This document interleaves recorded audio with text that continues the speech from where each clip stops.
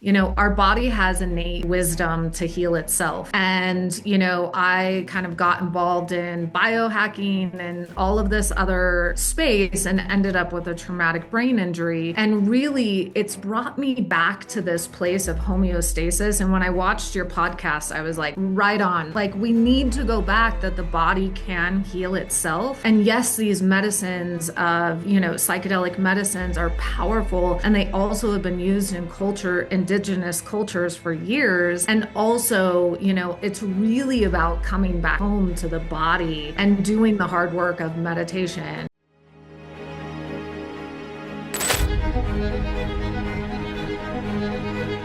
But Patricia, thank you so much for joining today and hopping on the Cameron Brown Show. I know there's a lot going on your end. A lot of that we'll probably discuss throughout the duration of this podcast. But glad that you and your family are safe and all in all healthy at this time. But Patricia, just to dive into this, Patricia Noelle is a spiritual psychologist dedicated to helping people heal from trauma and overcome limiting beliefs. She's trained under renowned expert Dr. Gaber Mate. Patricia combines modern psychology, mindfulness, and indigenous medicines to guide individuals on transformative paths to self-discovery and personal growth. Her journey is inspiring as her work, overcoming sexual and physical abuse, leaving the Mormon Church, and building a life rooted in healing and empowerment. Patricia's memoir, The Church of All Good Things, and an upcoming documentary about her life will debut in 2025. She also produced the Netflix documentary River Runner and is the founder and president of Orphans Club, a nonprofit providing aid to children in Africa. Patricia, once again, thank you so much for joining the show. Yeah, thank you. It's so great to be here.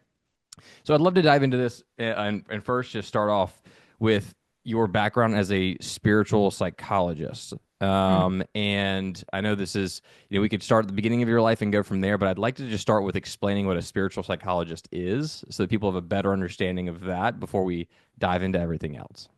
Yeah, thank you. Well, one of the greatest gifts of my life was learning about the University of Santa Monica, and their program there is in spiritual psychology. And it's a blended approach of, we can go through talk therapy, but if we're not including mind, body, spirit into that conversation, we're really kind of missing out on the person as a whole. And so I think it takes more of a holistic approach that modern psychology doesn't really explore. And so, going to school there and getting my degree in spiritual psychology has been one of the greatest gifts, not only for my healing, but also to inform the work that I'm doing with my clients. Wonderful. But as it relates to your upbringing and really getting into this too, can we start from the beginning and tell the full story so people have a really good understanding of why you got into this space to begin with? Yes. So I am the baby of 9 kids, grew up in a devout Mormon family.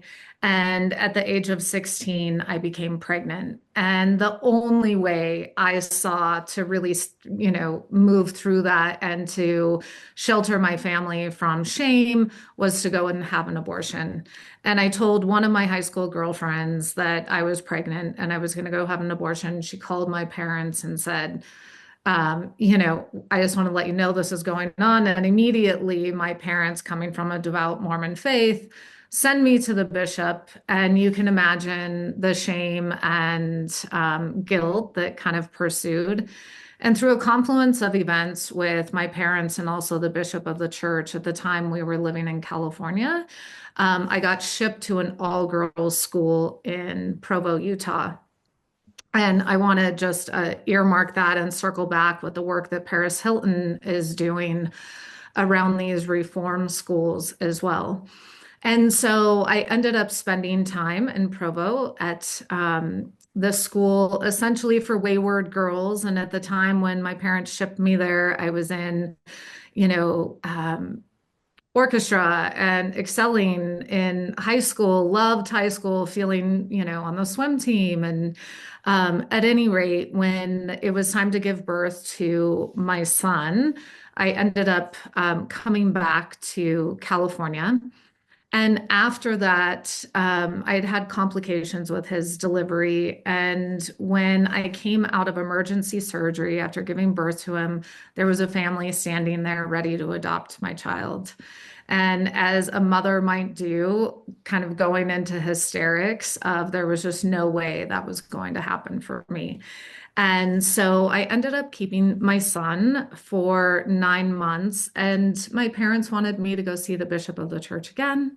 And the bishop had a vision from God that my son wasn't meant to be with me and ended up getting adopted out at 9 months old. And at that time, I left the Mormon faith. And when my son turned 18, he came to live with me. And at that time, memories of childhood abuse came flooding back. And really, that inciting incident propelled me on one of the most remarkable spiritual journeys that I've ever been on my life, and really grounded me in finding psychedelic medicines for healing. Which is the most, well, one of the most interesting parts about this conversation too, which it's becoming more and more mainstream too. And I don't know about, the West Coast, but on the East Coast, I feel like things are done maybe a little bit slower in certain areas. And so Yeah. talking about psychedelics has been really eye-opening for me as of late in talking to individuals that are dealing with PTSD. A lot of military individuals. I went to a military college, so it's a lot of military folks for me that I speak with, as it relates to utilizing psychedelics to cure their PTSD. But those same individuals have also opened up to me and shared their stories about how it's not just helped them, but a lot of their friends that are dealing with PTSD or trauma in other situations as well. So Yeah. I just to dive into the psychedelic side of things, where do we begin there? Because I have not ever dabbled in psychedelics for myself. I also don't know that I necessarily deal with a traumatic situation like yourself or anything similar to that. But in diving into psychedelics, what can you explain to people about psychedelics and the benefits of utilizing them to solve the trauma and PTSD? Oh, I wholeheartedly believe psychedelics saved my life. And, I had all of the behaviors of sexual emotional abuse, complex PTSD, but yet I had poised and moved through life with perfectionism. Yeah, So I wasn't really understanding all of the behaviors that were acting out, several failed romantic relationships and things of that nature, an inability to really connect deeply due to avoidant personalities and traits that I had. And so when my son came back to live with me and all of this trauma started absolutely coming out in a way that I didn't really understand, I thought I was going crazy. I didn't understand at that time what flashbacks were. And I really found myself on my bedroom floor pleading with God, whom I hadn't spoken to since I was 16, and just kind of like show me a path to healing. And at that time, I had spent 20 years in talk therapy, right. and I knew in my soul there had to be something different out there. And so through that event, I started Googling online, depression, anxiety, PTSD. What do I do? What options are there? And I learned about iboga. So iboga comes from the bark of a tree in Africa, Okay. and it's one of the most powerful hallucinogens.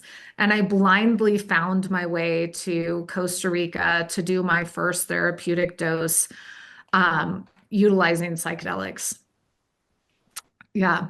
So, yeah, go Yeah, ahead. so I just and as it relates to the different kinds of psychedelics across the board too, like, and Yeah. correct me if I'm wrong, there are obviously a lot of different types of psychedelics. Um, why iboga? How did you said you obviously did the research, but why iboga specifically? It's interesting that you should ask that because I wasn't familiar with all of the psychedelics that were being used Okay. therapeutically. But for me, much like my personality, it's kind of like go big or go home. And Iboga Yeah, promised these big got it. claims and that it was hard and it worked on PTSD. And Yeah. truly the experience of Iboga, I did it twice on that retreat, back to back. We did it one day and then you take a day of rest and then we did it another day. And it's almost an 18 to 20 hour trip.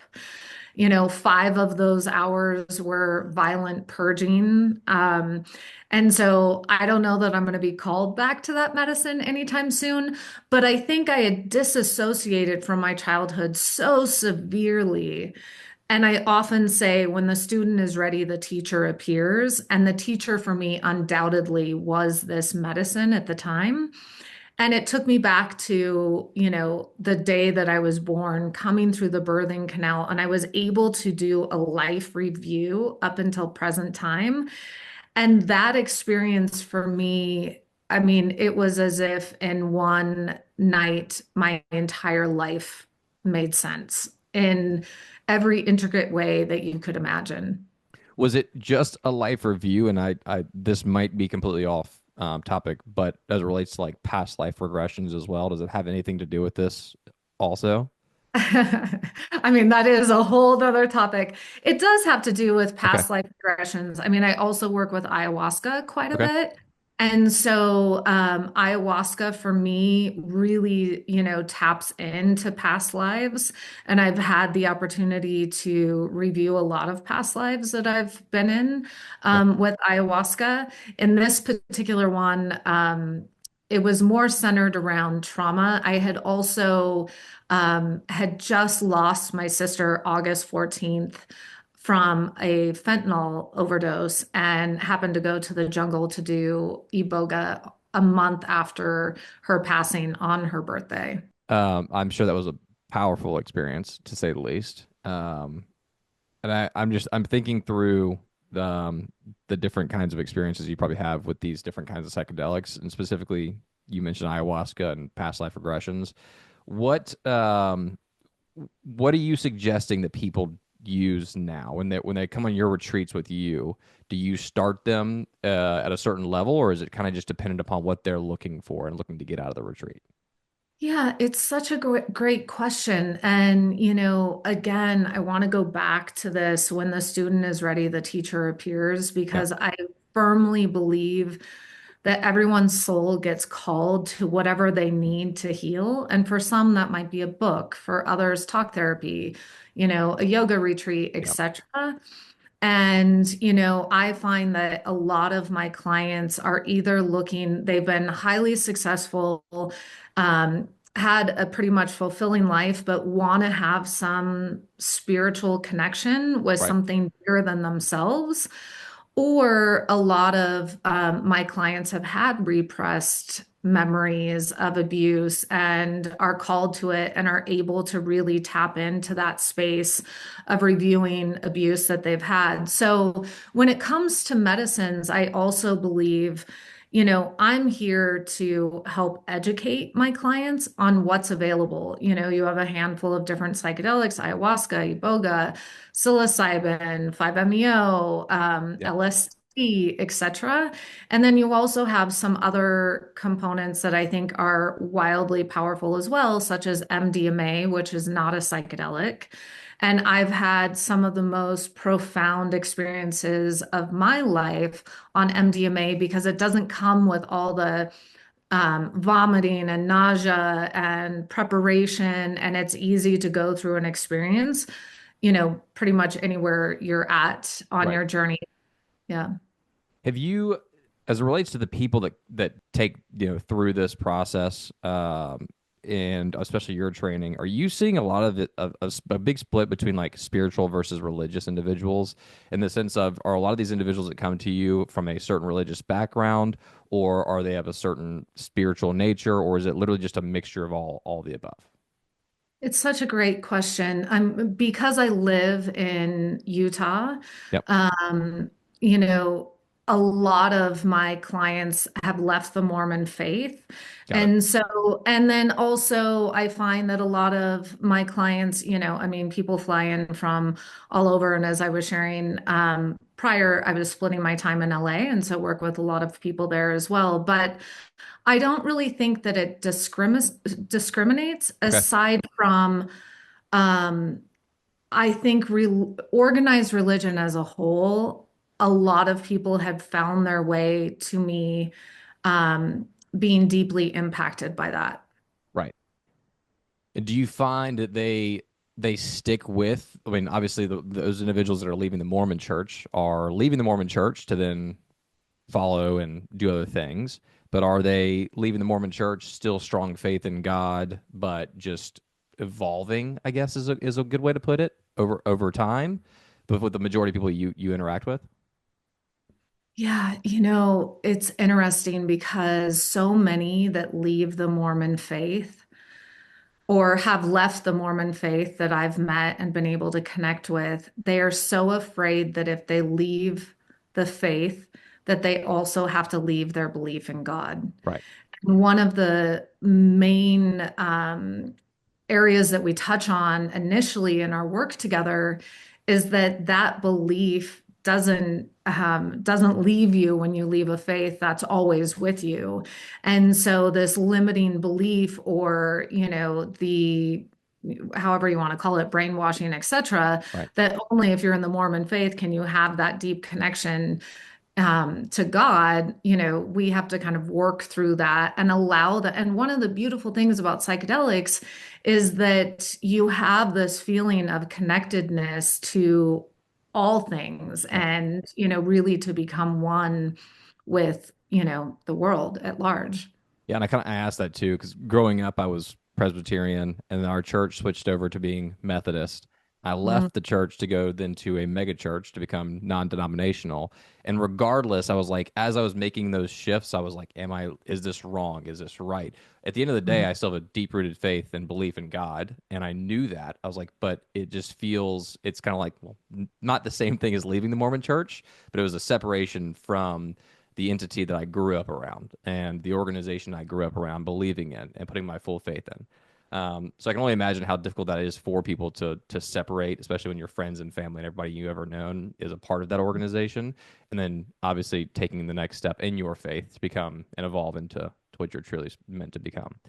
As it relates to recreational use versus the usage of psychedelics to solve a problem, do you see an issue in this space with people that maybe use it too frequently and they don't actually use it to address trauma and issues, and instead are like, let's just trip because we're tripping instead of tripping to solve an issue or a problem?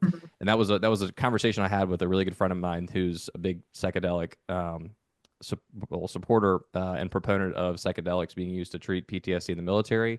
And he said he was very frustrated with people that utilize psychedelics super recreationally and don't actually talk about the effects that it has to solve trauma specifically.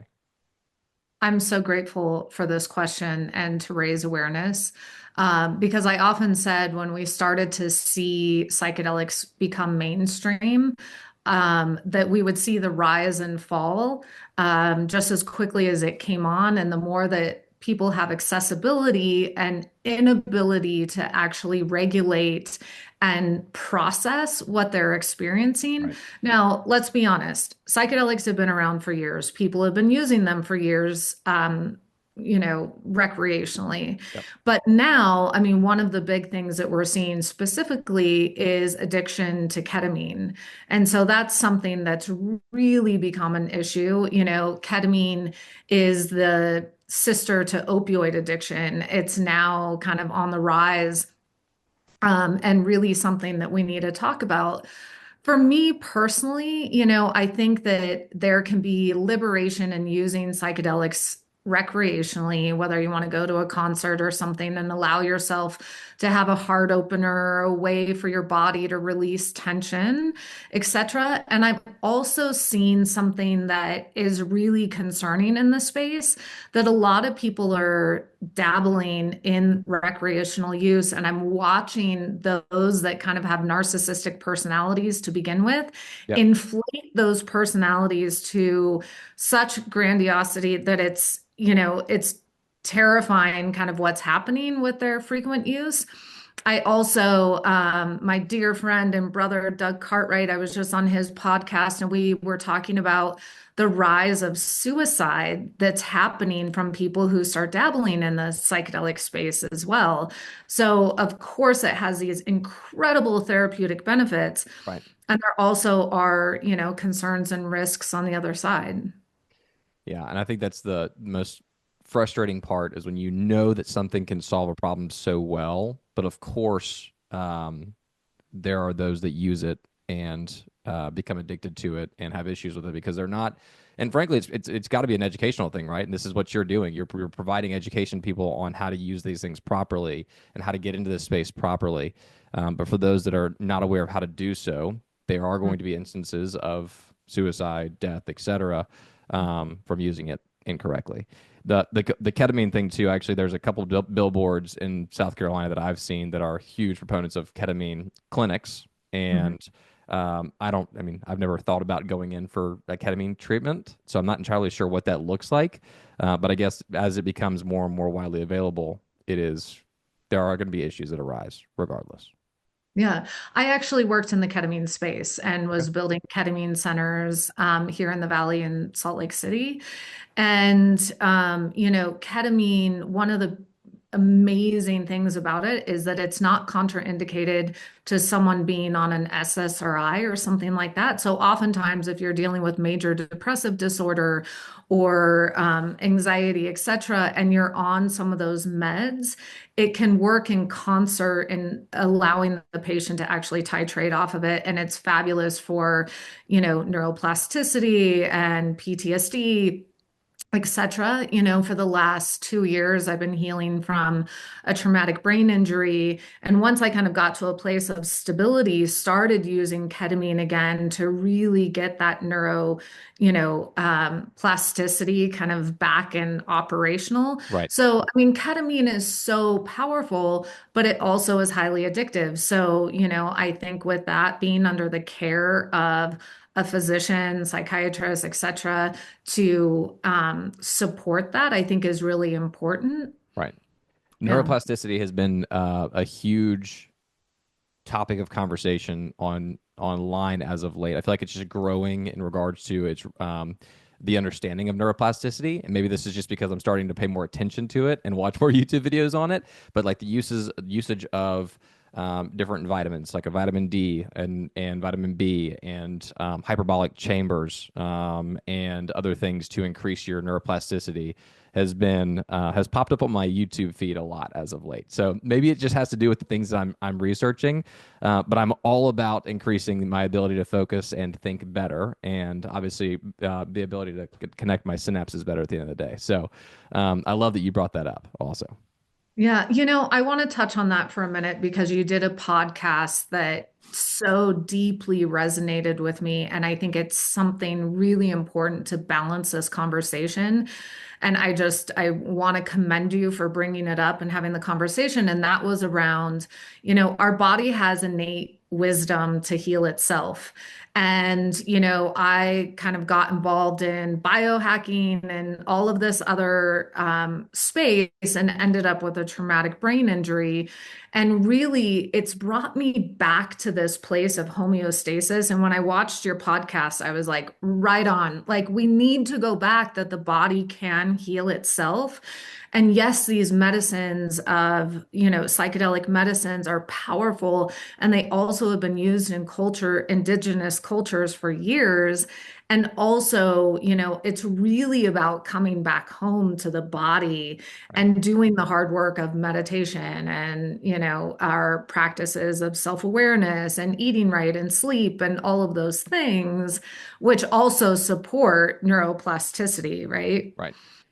And I mean, I've struggled with sleep over the years and other things and stress, et cetera, that have obviously shown physically for me in acne and, bags under my eyes and things like that, that you're very, very clear, and also your ability to focus throughout the day. So we talk about like working out and getting in the gym and doing, the small things right on a daily basis, like sitting in the sauna or getting in a cold plunge or whatever it is that helps you kind of get relaxed. But I think, in general, it is, to your point about doing maybe the hard things like getting into meditation. These things are not really as easy as just taking a drug. And I think what Big Pharma has kind of made clear to us is that, oh, there is a drug for everything and we can solve that in the short term. It's not really a great long-term fix though. So getting back to our natural state as best as we possibly can with the support of these things is in my opinion what the conversation should be all about. Big pharma is not all bad, It's not all good. Psychedelics are not all bad. They're also not all good if used incorrectly. And I think there is a true balance in this universe that comes from utilizing these things properly, while also doing the hard work to get your body where it needs to be. And people don't always want to do that. I'm sure you come across it all the time. They're like, what can I just take to just solve my problems? There's a lot more than that, though. Um, Yeah. so yeah, I appreciate that, and I'm glad you enjoyed the podcast. But I'm trying to talk more about this too. At the end of the day, without sounding like I'm bashing a certain drug or I'm bashing a certain this or that. It's just like there's work that we have to do internally, right, Mhm. to be able to use these things, and use them to our advantage as well. We can't just expect them to solve all of our problems without putting in the work ourselves. Right. Well, and I think it raises a good point as it relates to psychedelics, right? People want to come and have an experience and boom, their lives are better. And undoubtedly, your life will be changed if you do a psychedelic journey Right. in whatever way that looks like. And also, therapeutic psychedelics are 20% of the work. And the other 80% is what you choose to do with it. I've had many psychedelic experiences in my life with varying, substances. And I've had to download every single time. If you just do this in your life, all of these things will fall into place. And I've had a lot of resistance around that. And so, even that continues, it took me 6 years to finally acquiesce and say, okay, all right, I'll do this. Because I wasn't ready. And that's Right. just part of doing the work, right? It's a journey, as they say. Absolutely.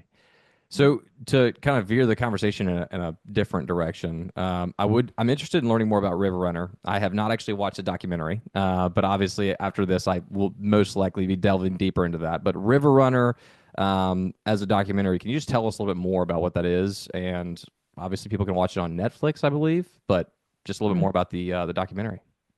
Yeah, so my ex-boyfriend was number one in the world expedition kayaker, and he still such a dear friend of mine. And he was diagnosed with a brain tumor, and at the time had several sponsors and started having really intense migraines and headaches and not really understanding what was happening until he lost his sponsorships. He was completely out of the sport and kind of through a twist of fate ended up getting in for a brain scan and saw that he had a very large mass and tumor on his brain wrapped around his carotid artery as Mm. well. And so when he and I got together, it was interesting because I was deep in my studies in spiritual psychology. And I came to him and just said, have you ever thought about the psychosomatic connection between why this is manifesting in your brain?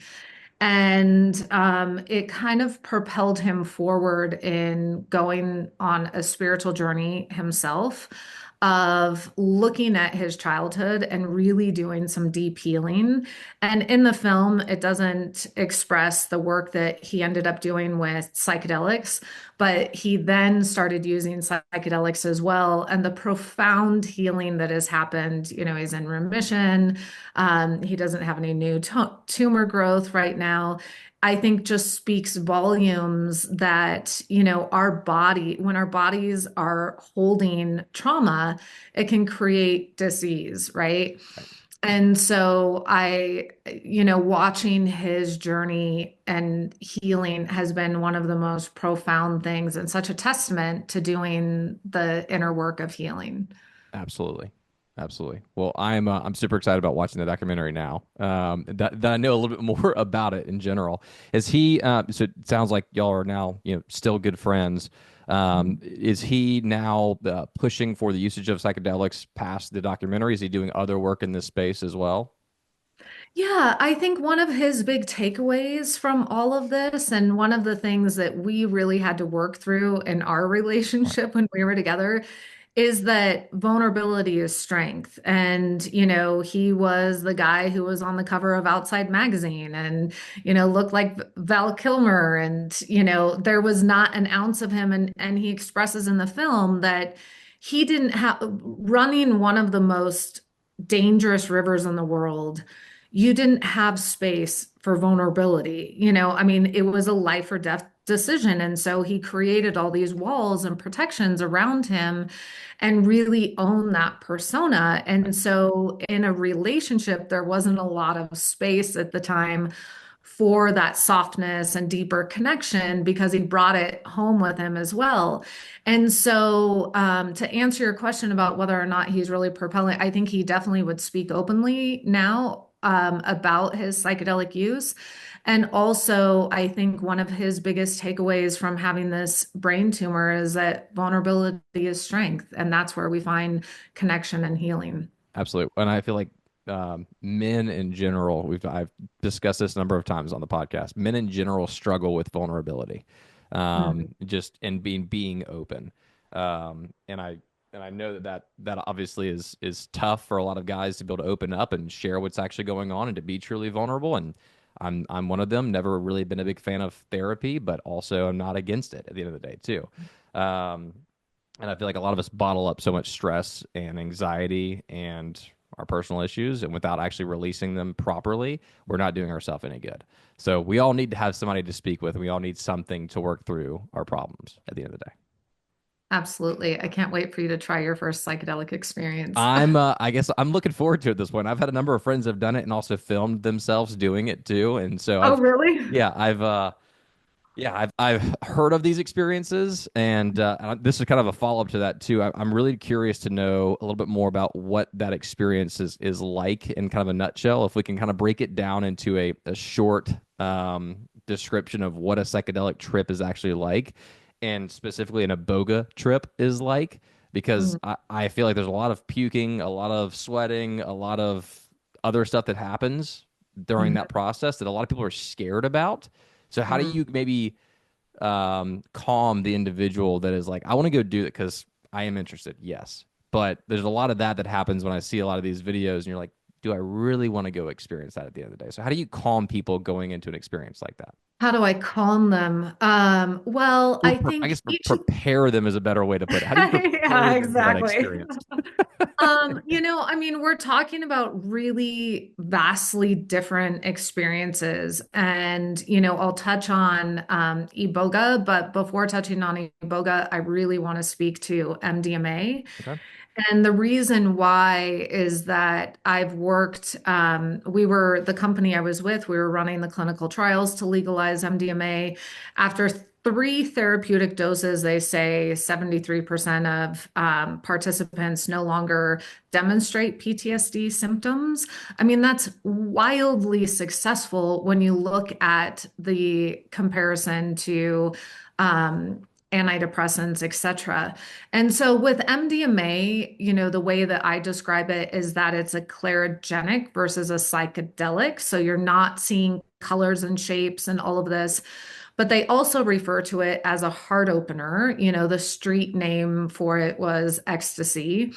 Right. And so it allows someone to go back. The way that I describe it is, we have our subconscious and our ego that's always kind of running the show, good, bad, right, wrong, don't do this, don't quit your job, don't leave your marriage, whatever it is that's going on.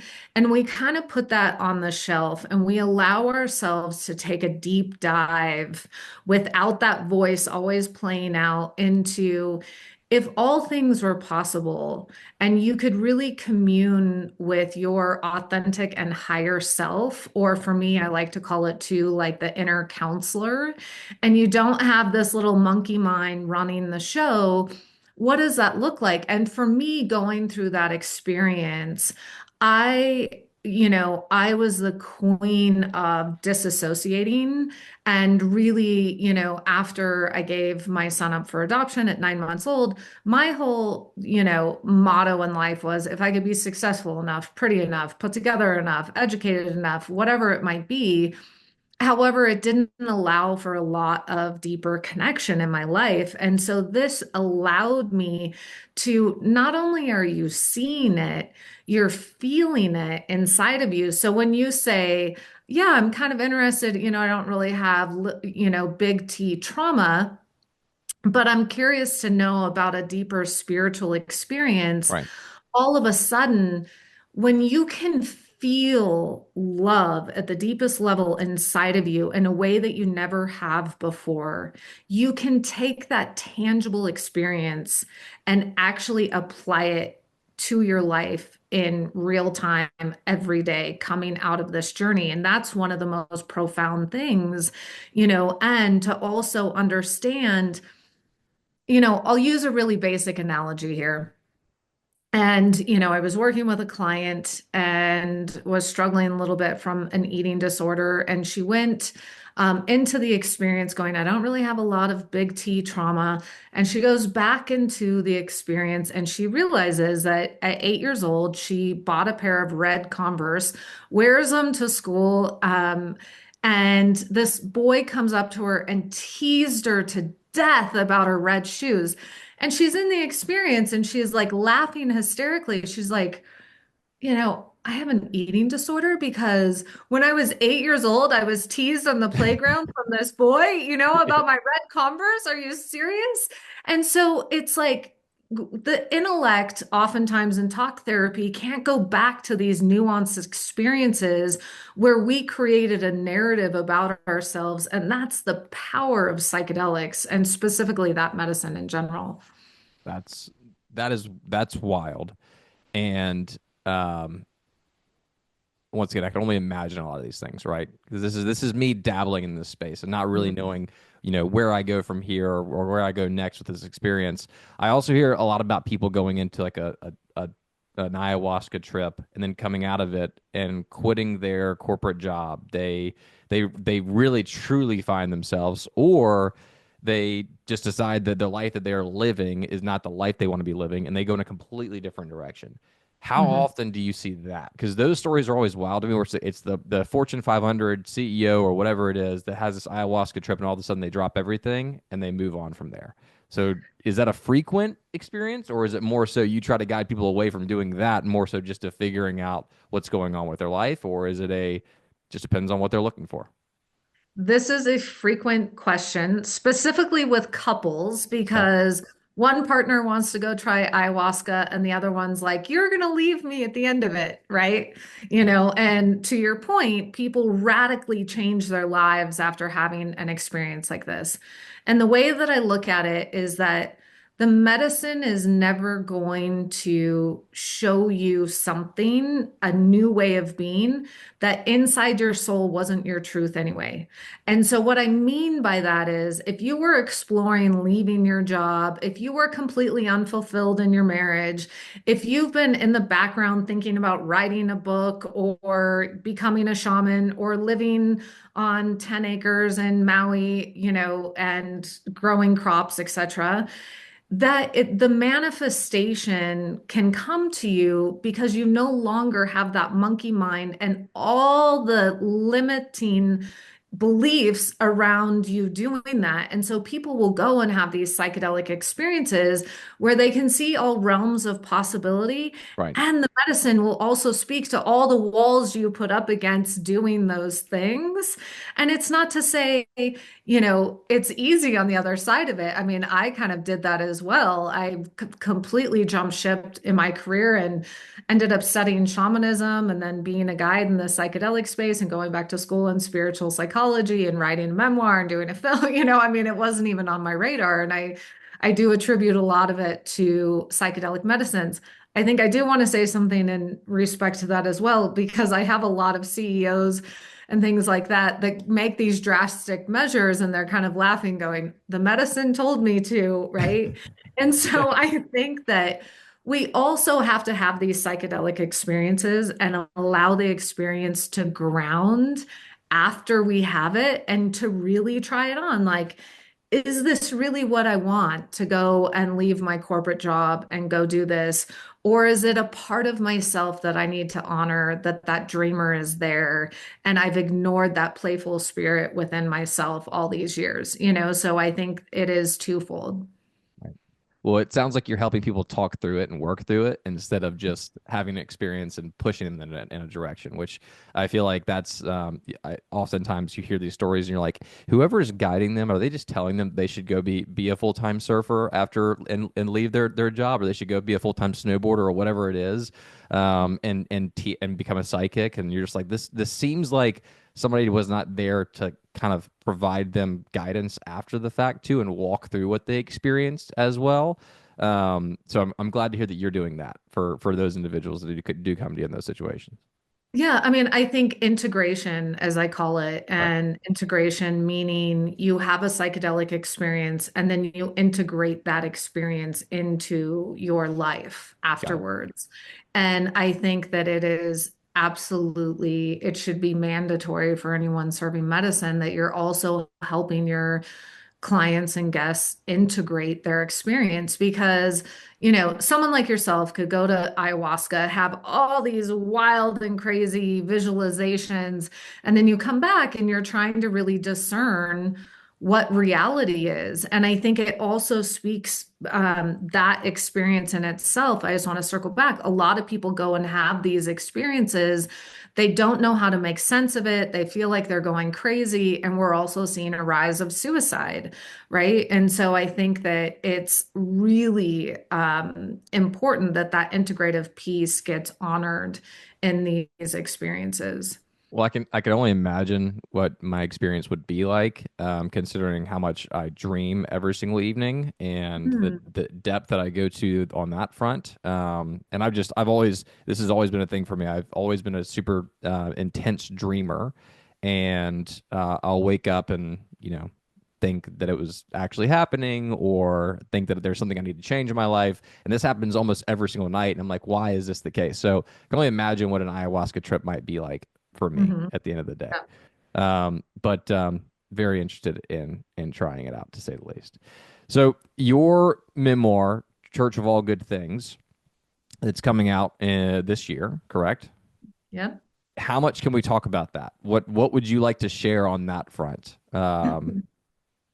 I'll Yeah. let you I'll let you talk about it since there are certain things you may not or may want to talk about Yeah, specifically. I mean, obviously it's my life from the time I was young all the way to present day. And I think what I do want to say about it, I mean, first and foremost, if you've experienced any form of trauma, I hope that it gives you the courage to look at it and fully and radically heal from anything that's happened to you as an adverse experience in your life in general.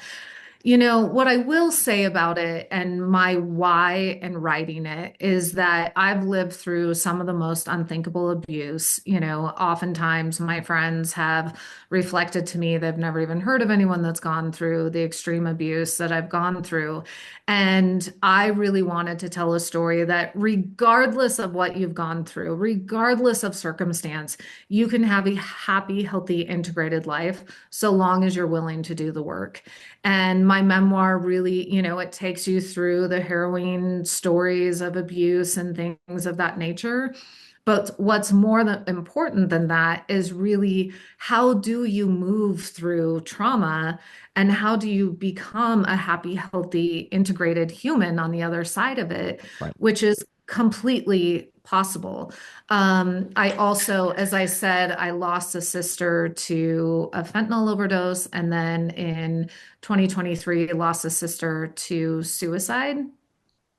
And I believe, that we are only as sick as our secrets. And oftentimes we're still in in families where the abuse happened. And it's really challenging for people to reconcile that. And so I also wanted to bring into the light that, we can't heal whatever stays in the shadow. We have to bring it into the light. And so, even within my family, my parents are still married. I'm the baby of 9 children. We all are still operating as a family, and yet this was our experience. And I also believe wholeheartedly that victims, perpetrators, we all can heal. It's like hurt people hurt people.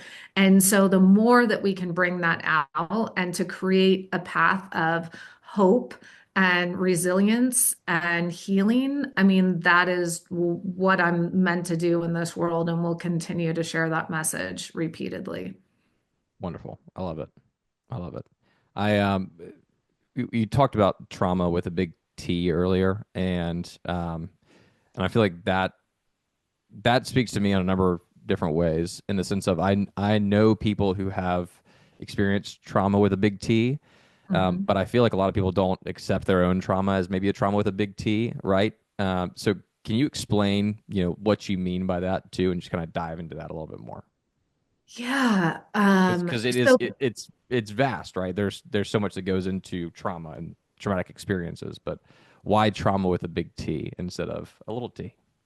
yeah, and I think people often, I was the queen of, I touted to everyone, I came from the perfect family, and I think in a lot of ways I believe that because when in my adult life, we kind of had a cohesive nature and I had disassociated from the memories. So big T traumas being, incest, rape, physical abuse, death of a loved one, suicide, murder, some of these really Right, consequential, experiences in life. And then our little T traumas are the more nuanced, where, the story that I was telling you, being teased as a child, the difference in these, though, why is it that, let's say you and your brother are walking down the street, you both witness someone being murdered in front of you.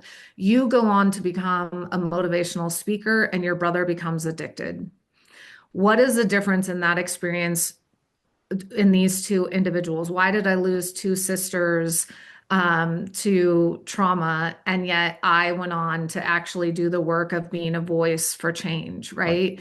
And the way is, how do we internalize the experience, And so, I mean, really, trauma is not what happens to you, it's what you make it mean about you. All the maladaptive coping strategies that we find, addiction, numbing, porn addiction, shopping, exercise, etc. Right. Or can we actually do the deep work to tend to that place inside of us that's wounded? And, I love the saying, um, healing, or yeah, healing is the application of loving to the places inside of us that hurt. When we tend to those places that have been wounded, that's where the magic happens. And they I love keep that. getting louder until we really pay attention, right? It's like we're in the toxic relationship over and over and over again. And then you're like, wait a second, I'm the common denominator. What do I need to learn about this? Well, I even Right? think about it too, just relationships and for me, like business relationships too, right? Business partnerships and people you go into business with, and you're like, why do I keep getting into these situations with these individuals? And I've reflected on this a lot as of late. It's like, why do I keep getting into these situations? Is it truly me, or is it a personality thing that I'm not meshing well with somebody else? And I think it would be truly helpful to go through a talk therapy of some kind, but also to have this experience to be able to say, hey, this is why you keep experiencing these things, and this is how you can progress moving forward. You remove yourself from those kinds of situations in the future. So that's really what has been speaking to me a lot during this podcast too. Is not just thinking about personal relationships, but also business partnerships and other relationships and Absolutely. friendships as well.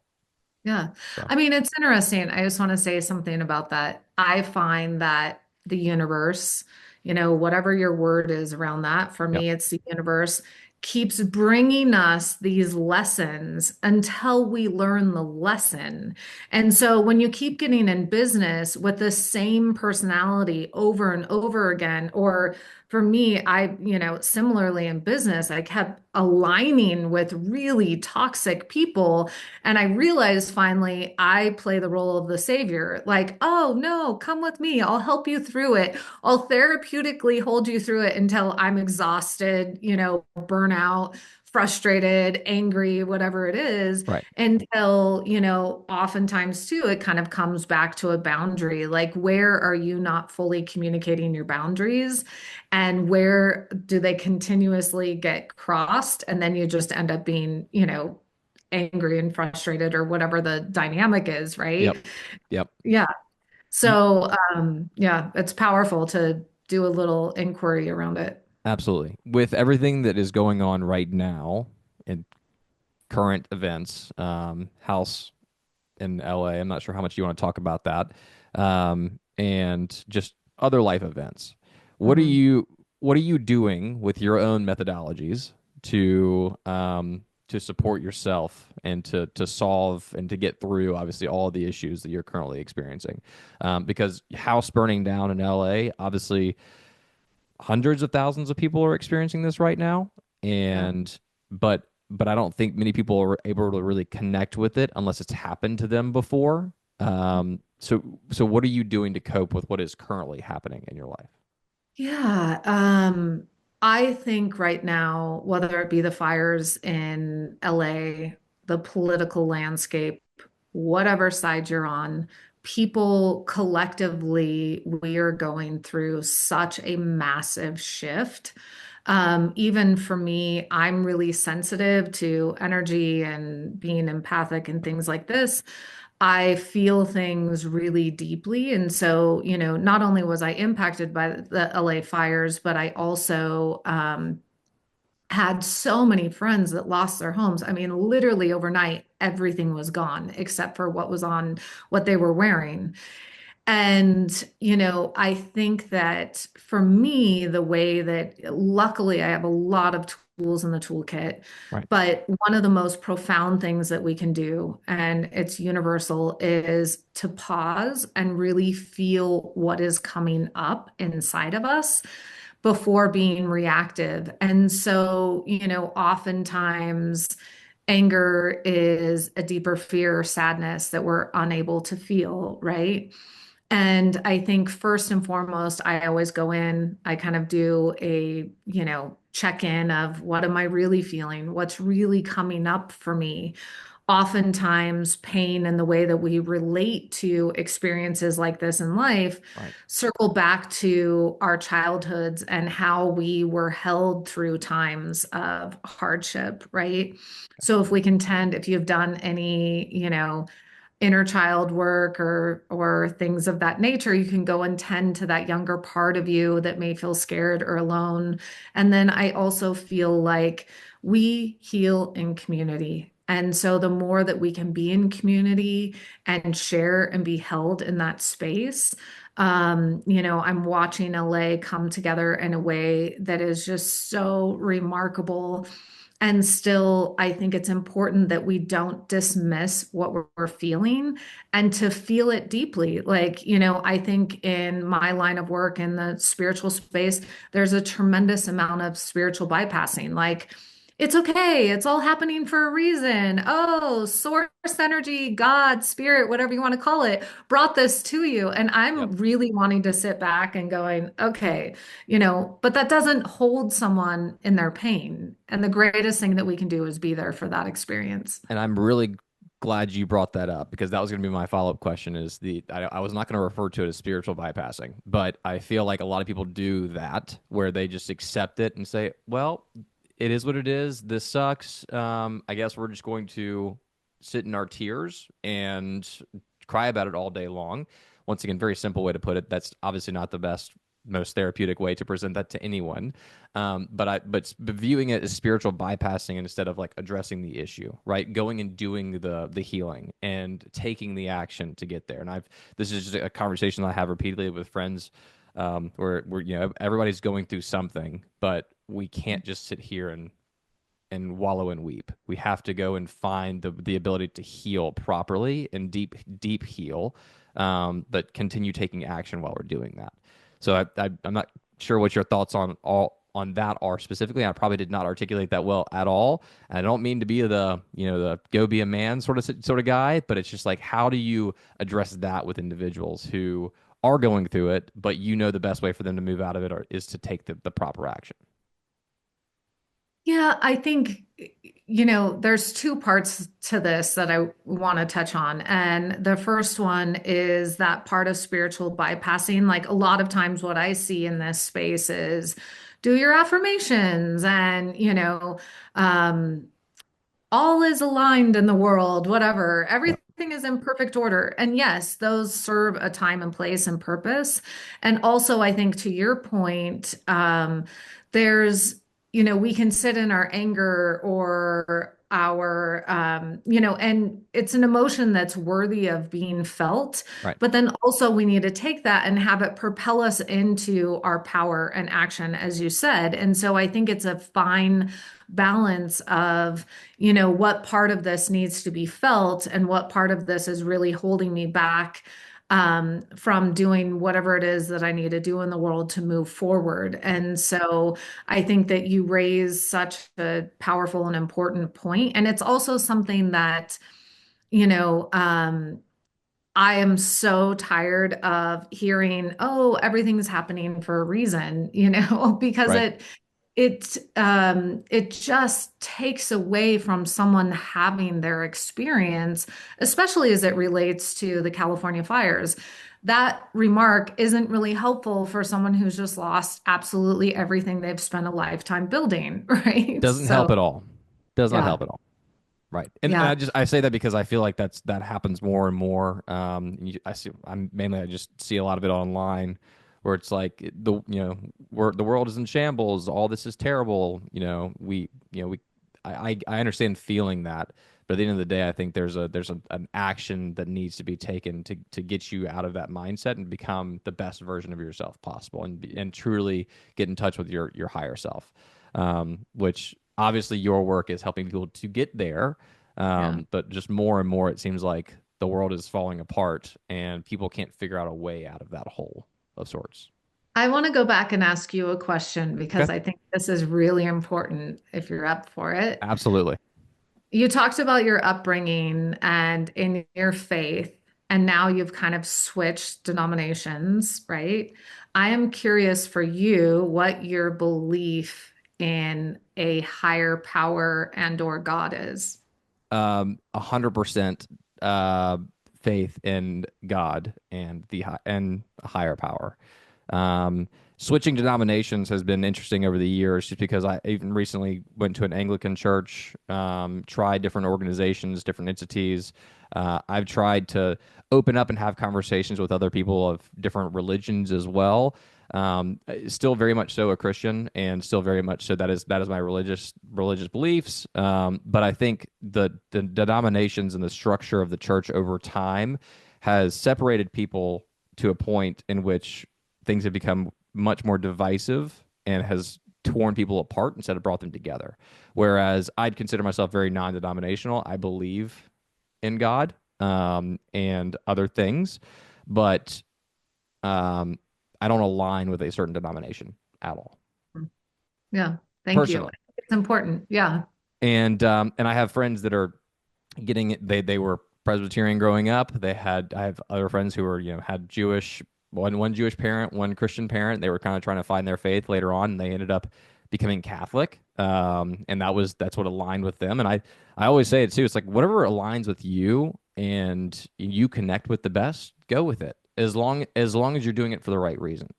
But I think aligning with an understanding that there is a God, there is a higher power, there is a higher energy at play here. I think that's super important for everyone. Whatever you refer to that as, I think you have to connect with that and find a way to connect with that, in order to truly find your higher self. Yeah, I That agree. that's my opinion. Thank you. I appreciate that.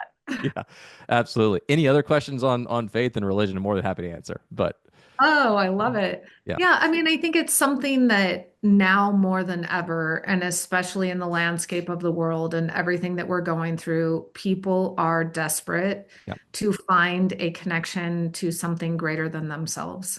And that's why I wanted to ask you because you're also coming at this from, different but similar to me, where I really had to rediscover what my truth was and what my connection was to something greater than myself. And I've had experiences time and again that are undeniable that there is a force greater than myself at play here, absolutely. and there is a divine orchestration happening. So I'm grateful for your response because I think that'll be really, it's helpful for other people to understand that. Of course. of course. And it's something I've gotten better about talking on the podcast and more openly, especially as I've become more firm in my faith as well, more grounded in my beliefs. Uh, but there's been a lot of soul searching over the years, and especially the past few years, where I'm like, what am I really here to do? What is the purpose of this life? And a lot of those deep questions where you can sit in it and you can sit in it by yourself, but you also mentioned community earlier too, and I think it's so important to get around people that also have similar beliefs that you can talk with openly and not feel judged by, and truly be vulnerable around, in order to really get to the bottom of this and to help to solve your problems, and to just talk through things, which is super important. We all do it just with different people. Some people with therapists, other people with friends. So it's very necessary. Absolutely. Anything else that you wanted to add, Patricia, to kind of wrap up the conversation? Maybe share with people where they can get in touch with you, what you have coming up, that sort of thing. Yeah. I mean, my heart and soul is in Africa with my family there. I have 150 orphans that I support. And so if anyone feels called to do service work there, we have such incredible work that we're doing there and building schools, etc. And that's orphansclub.org. And then I work with a lot of people one-on-one via Zoom. I have clients from all over the world, and then also host retreats. And they can learn more about my work there at Patricia Noelle, Noelle.com. So, and I hope when, the book comes out, I'll share that. And I would love to hear your feedback after you watch The River Runner as well. Watch River Runner, and when the book does come out, I will certainly read that as well. But we'll share all this information in the description, and make sure this gets out to folks. Once again, not a huge following necessarily quite yet, but I think this will be super impactful for those that are listening and for those that do connect with this, because there are a lot of people that do need to hear this message, and better understand the differences in the usage of psychedelics and the proper usage of psychedelics. The importance of properly, talking through your issues and being vulnerable, and also just better understanding all the things that you have going on too, which I'm excited to share, to say the least. Yeah, absolutely. Thank you for having me. Absolutely. Well, thank you again for your time, Patricia, and look forward to reconnecting here soon. Yeah.